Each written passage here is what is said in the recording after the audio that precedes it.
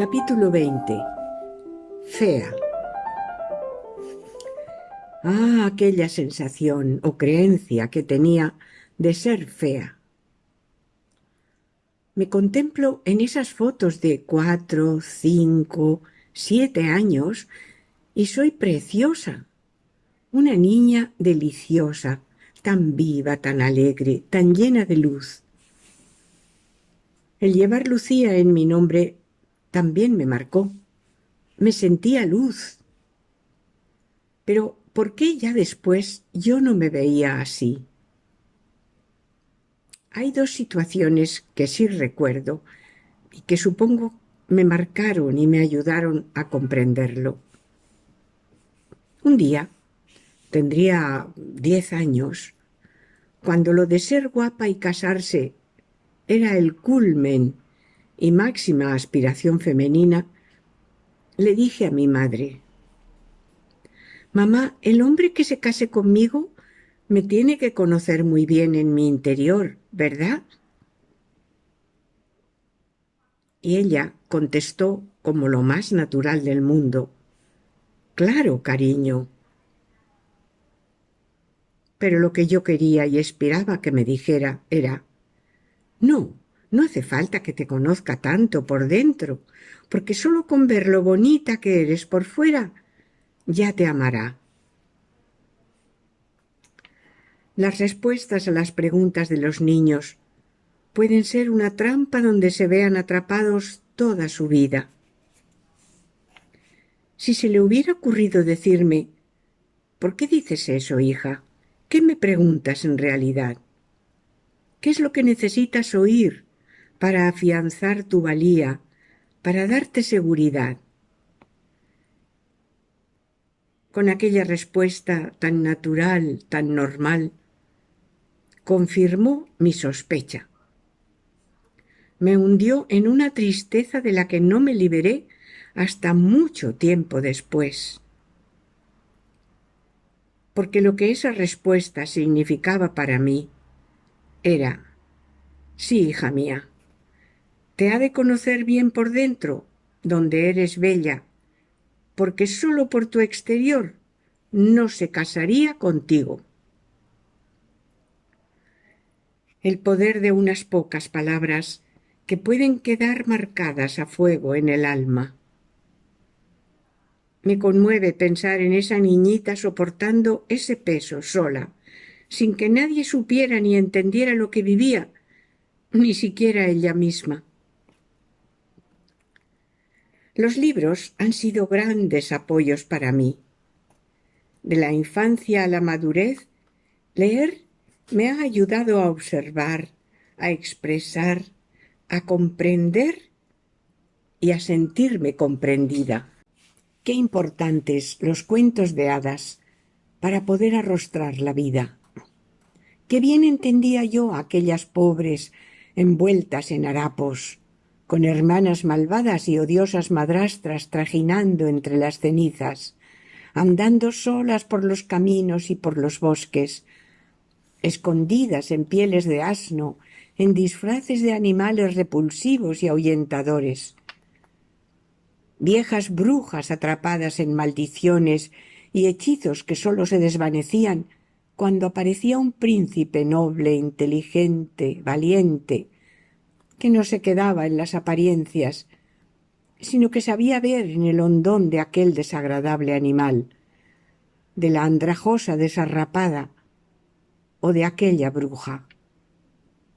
Y con un amor a prueba de obstáculos y peligros, de trabajos penosos y esfuerzos sobrehumanos, inaccesible al desaliento, invencible, capaz de besar con infinita ternura cualquier desagradable apariencia, y con su amor incondicional sabía ver a la hermosa mujer que ocultaba.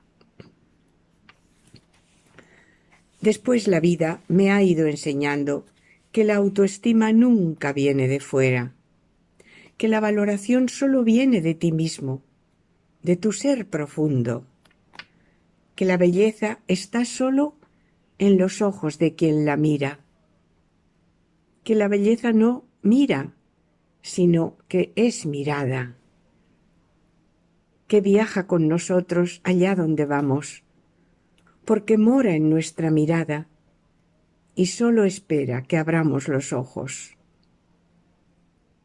Y yo había recibido el don de ver la belleza, y me daba cuenta de que veía cosas que muchos no veían, hasta que se las mostraba, y que a través de mis ojos las podían descubrir. Volviendo a las creencias, a esas que nos marcan a fuego, y pasamos a ser propiedad de ellas hasta que despertamos. Hay otro momento que supongo fue como remachar el clavo de aquella convicción. Iba yo por la calle, ya cerca de casa. Había unos andamios de construcción con algunos albañiles de los que, para protegerse del sol, cubrían su cabeza con un pañuelo con 4 nudos en las esquinas. Aún no se habían inventado los cascos ni los seguros. Era la hora del mediodía. Hacía calor. En aquel entonces los hombres podían decirte impunemente lo que quisieran en voz alta, sin que tuviera reprobación ni sanción ninguna. A veces eran cosas agradables, pero a menudo eran barbaridades. Yo pasé por delante de la obra y uno de los obreros me gritó con toda la agresividad e irreflexión de quien no mide las consecuencias de sus palabras. ¡Fea!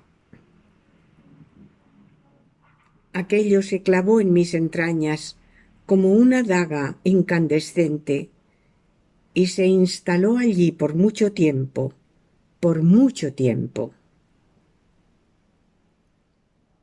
Debí pensar que si un albañil, que sabe tan poco de todo, incluso de belleza, me veía fea, ¿cómo me verán los que sí que entienden?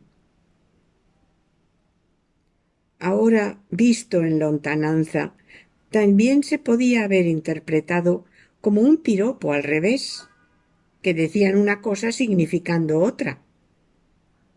Nuestro refrán lo expresa bien. Nada es verdad ni es mentira.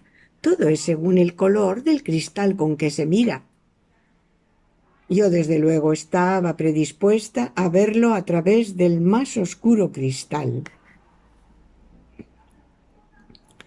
También hay algo que mi padre decía y que a mí me llegaba especialmente, cuando se hablaba de a quién nos parecíamos.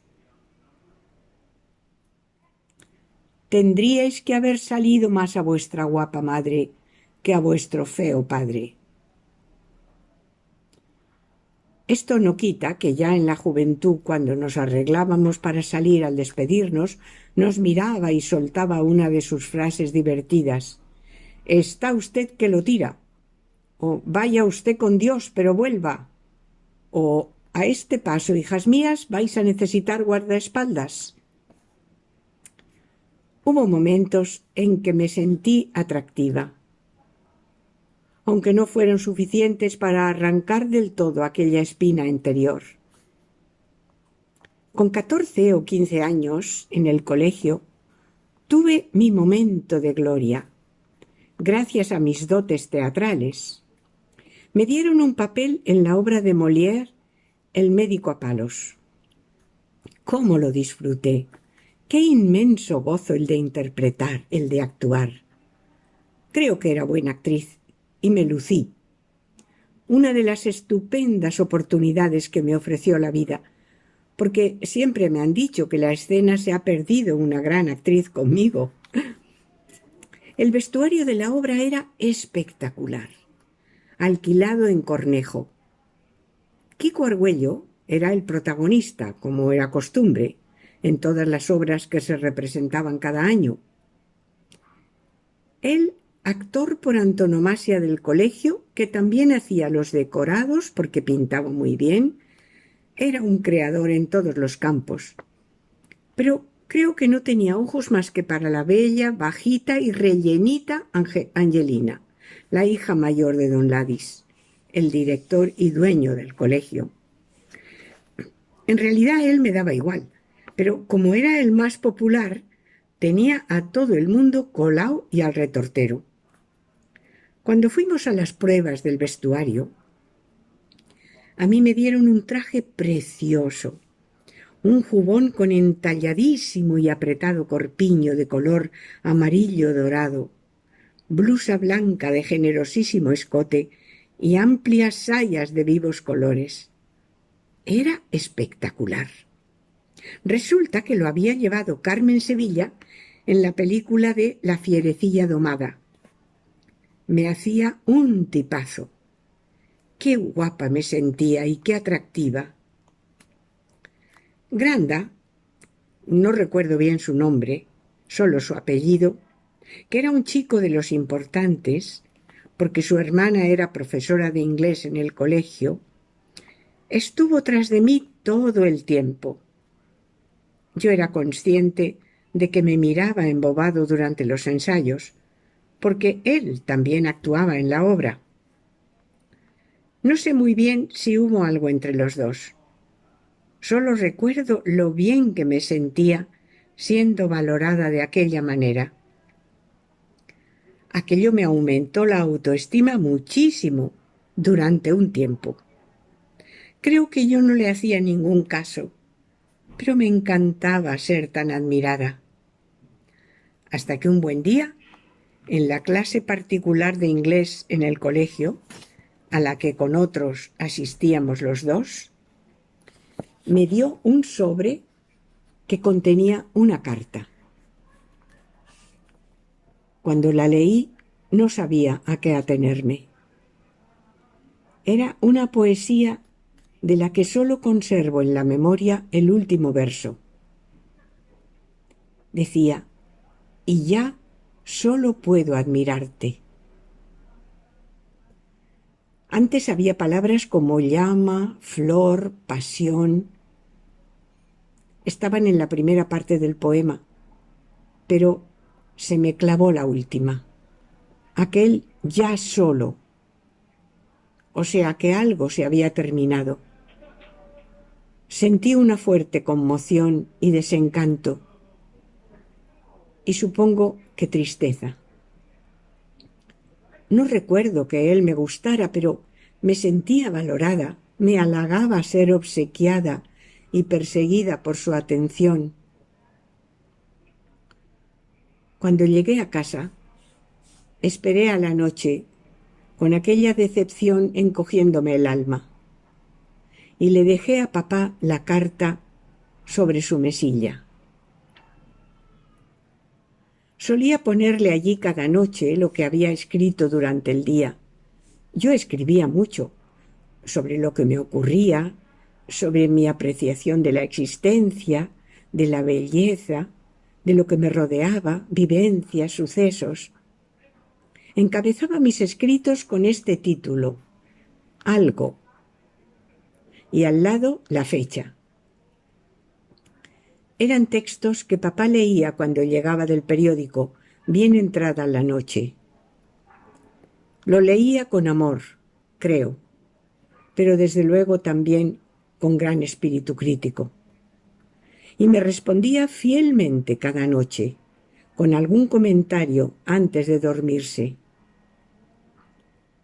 Para mí era muy especial esta atención que me prestaba mi padre, este tomarme en cuenta a mí sola, en algo tan personal, con unas letras suyas, a manera de reflexión, con aprobación o desaprobación de lo leído, pero eso daba igual.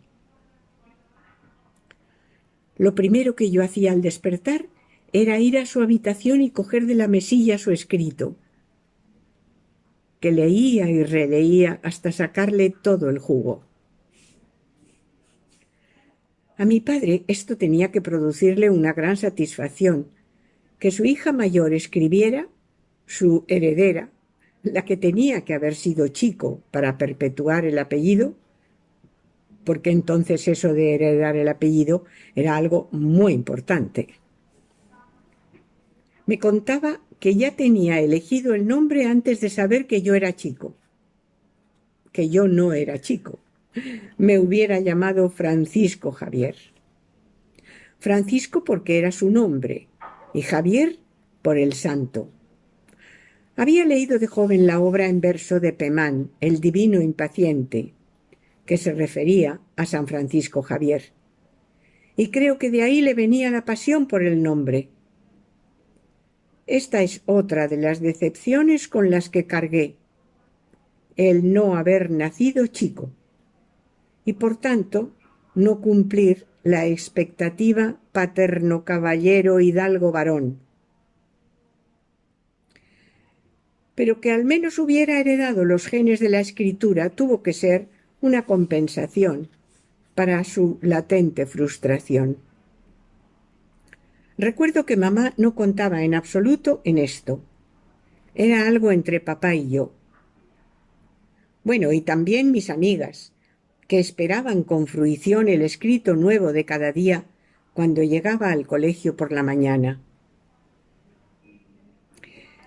Volviendo a la carta poema de Granda que le dejé en su mesilla, sé que a papá le emocionó que fuera a él a quien le mostrara aquella carta de amor o de desamor, quién sabe.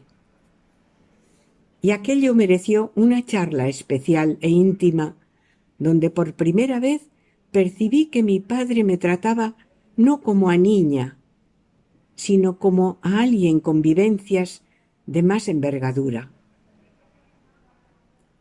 Me habló de que así era la vida, con momentos esperanzadores, con decepciones, pero que el camino estaba delante, abierto para mí.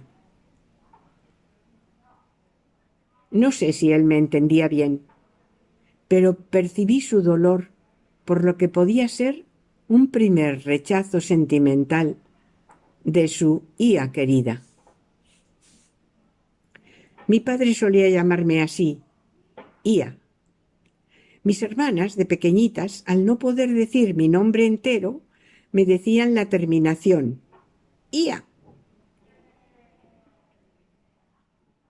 Ahora se me ocurre pensar cómo habría sido mi vida de haberme sabido bella. Y me surge la pregunta, ¿habría sido más feliz? Pero la belleza no hace feliz al que la posee, sino a quien puede amarla y adorarla. Y aunque viajemos por todo el mundo para encontrar la belleza, debemos llevarla con nosotros para poder encontrarla, porque el que no la lleva dentro del alma no la encontrará en ninguna parte. Y quien conserva la facultad de ver la belleza no envejece. Son 3 textos de Hermann Hesse, de Emerson, de Clarasó y de Kafka, que los he unido para decir lo que quería decir. Todas estas palabras parecen salidas de los cuentos de hadas, donde sólo los que la llevaban en su corazón la encontraban al final de su aventura, en busca de la planta mágica, el brebaje o la tisana de las hojas del árbol de la eterna juventud. Yo tardé mucho tiempo en aprenderlo y en experimentarlo en mí.